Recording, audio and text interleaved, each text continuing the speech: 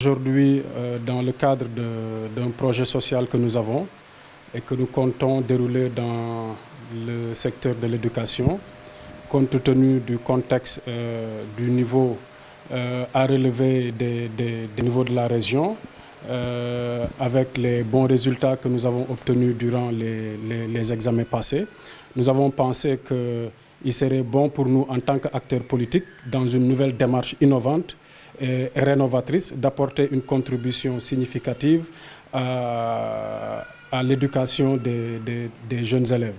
Nous sommes un mouvement de jeunes, donc notre cible doit être bien évidemment les jeunes. Comment nous devons les accompagner pour qu'ils puissent exactement être excellents à l'école.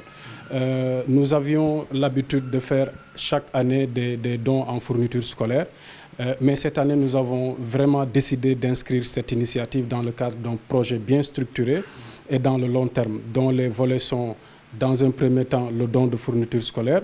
Dans un second temps, si les élèves vont faire leur composition, on va essayer de faire une évaluation pour voir les élèves qui n'ont pas pu obtenir de bons résultats, comment on va mettre un dispositif d'accompagnement pour renforcer leurs capacités et pour qu'ils puissent en tout cas rehausser leur niveau pour la prochaine composition.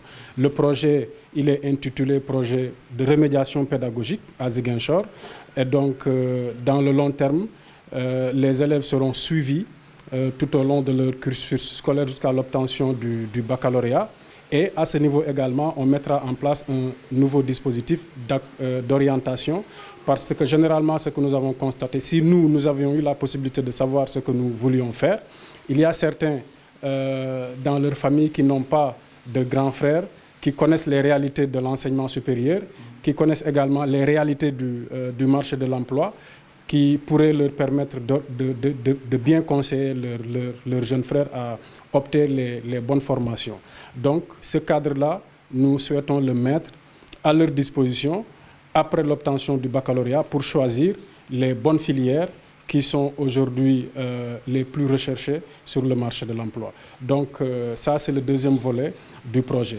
Le projet, il est soutenu d'abord par des fonds propres, des cotisations des différents membres que nous faisons annuellement, mais également une contribution très significative de M. Doudouka, que nous remercions au passage, le ministre des Infrastructures, des Transports aériens et du développement des infrastructures aéroportuaires. Donc, comme il a l'habitude de le faire, de soutenir les initiatives allant dans le sens de l'éducation, de la santé, etc., etc. Donc pour cette fois également, quand nous lui avons soumis le projet, il a bien voulu accompagner, donc comme il a l'habitude de le faire. Maintenant, le périmètre du projet, il est départemental, mais nous avons choisi des villages dans le cadre de la phase pilote. Il est important de préciser que le projet, c'est dans une phase pilote que nous avons décidé de l'entamer.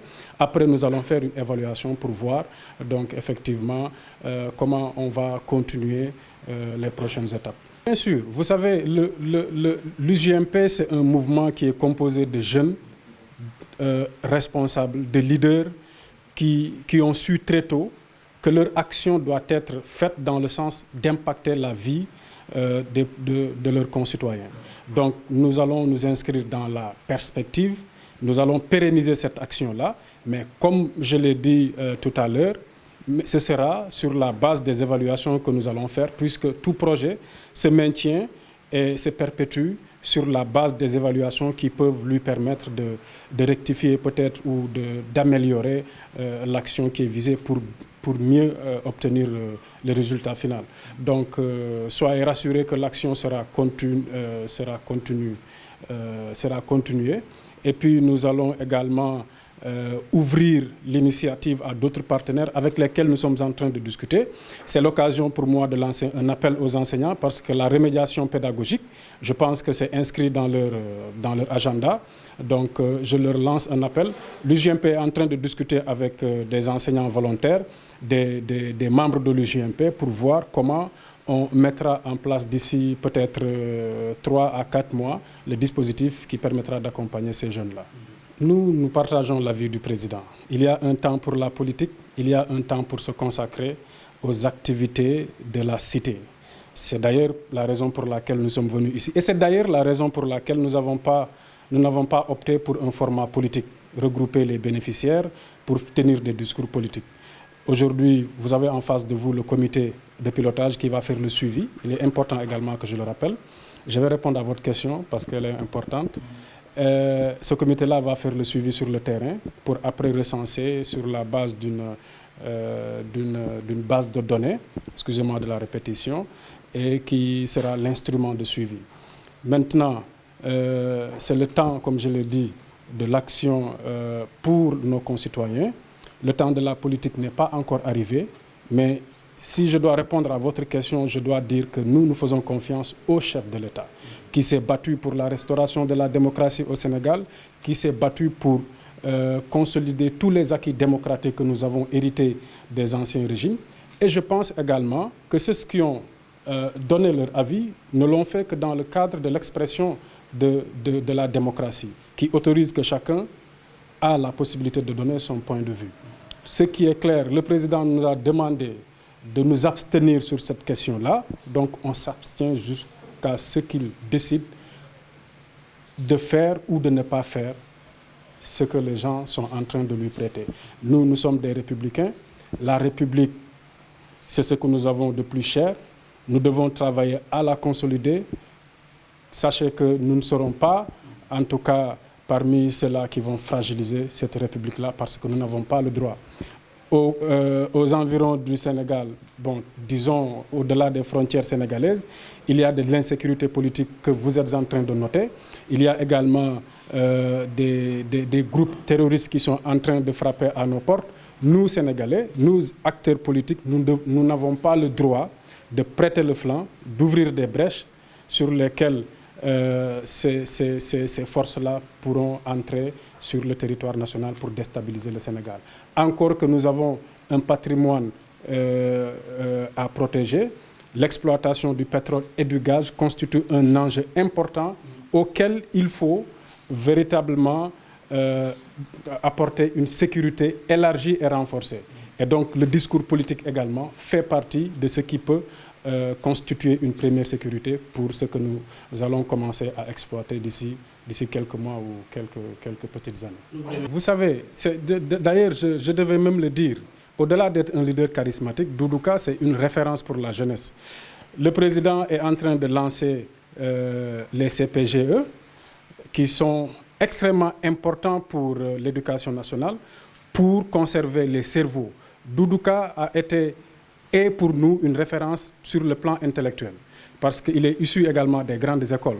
Donc au-delà de représenter ce leader que nous considérons comme étant celui qui va porter les nouvelles ambitions de l'APR, nous pensons que véritablement, au-delà même de la politique, il doit être vu comme une référence pour les jeunes de Ziguinchor et pour les jeunes du Sénégal.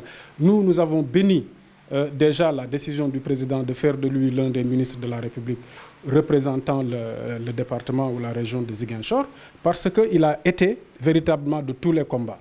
Il a été celui qui a rédigé le plan Yoonu Yokkute.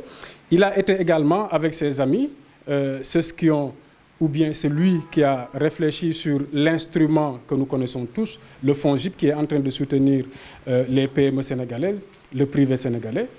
Et il a été également celui qui a véritablement fait décoller AIBD. Aujourd'hui, il est en train de travailler sur un plan de relance de Air Sénégal, le pavillon national, pour permettre à Air Sénégal véritablement de regagner la confiance des Sénégalais et de ses usagers.